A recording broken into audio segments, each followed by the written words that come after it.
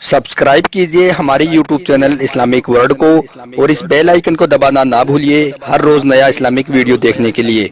शुक्रिया। दोस्तों, आज का हमारा यह वीडियो आप सभी के लिए आखिर तक देखना बहुत ही जरूरी है, क्योंकि दोस्तों आज के इस वीडियो में हम आपको कोरोना को लेकर कुछ ऐसी बातें बताने वाले हैं जिनके बारे में आप सभी को मालूम होना बहुत जरूरी है।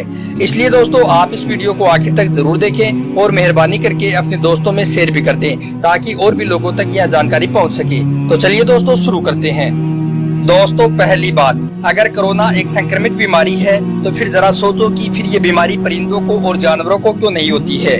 ये समझ में नहीं आता है कि यह कैसी बीमारी है जिसमें सरकारी लोग और सेलिब्रिटी जैसे कि हीरो हीरोइन ठीक हो जाते हैं और आम जनता मर जाती है।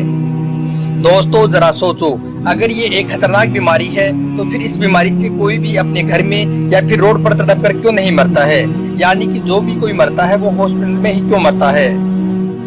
दोस्तों यह कैसी बीमारी है जिसमें अगर कोई आज पॉजिटिव पाया गया है तो कल उसका बिना इलाज किए हुए वो कैसे नेगेटिव हो जाता है।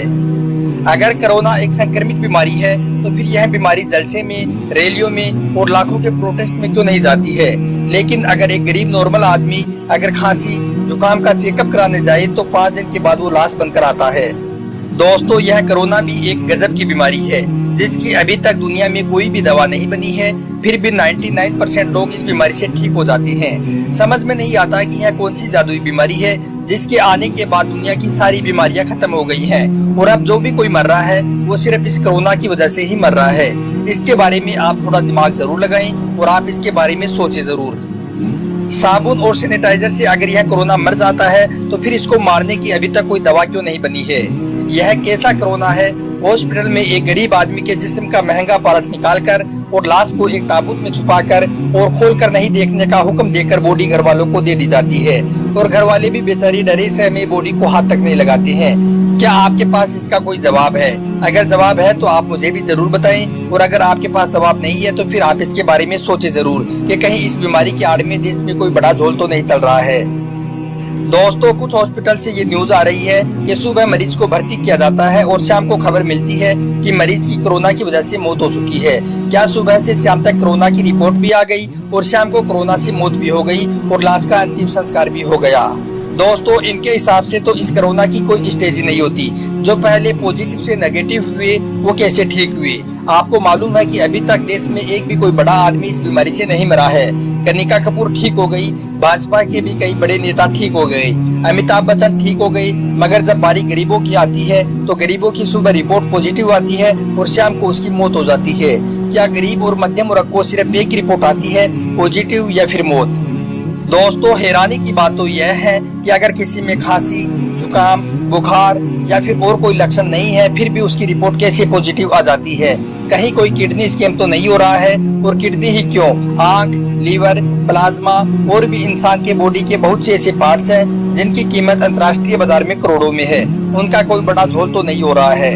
दोस्तों क्या कोरोना की आड़ में देश में कोई षड्यंत्र तो नहीं चल रहा है? क्योंकि बॉडी तो घर वालों को देते नहीं है और ना ही बेचारे घर वाले कोरोना के नाम की वजह से बॉडी लेते हैं, और बंद लिफाफे में क्या होता है बॉडी के साथ या किसी को भी मालूम नहीं होता है।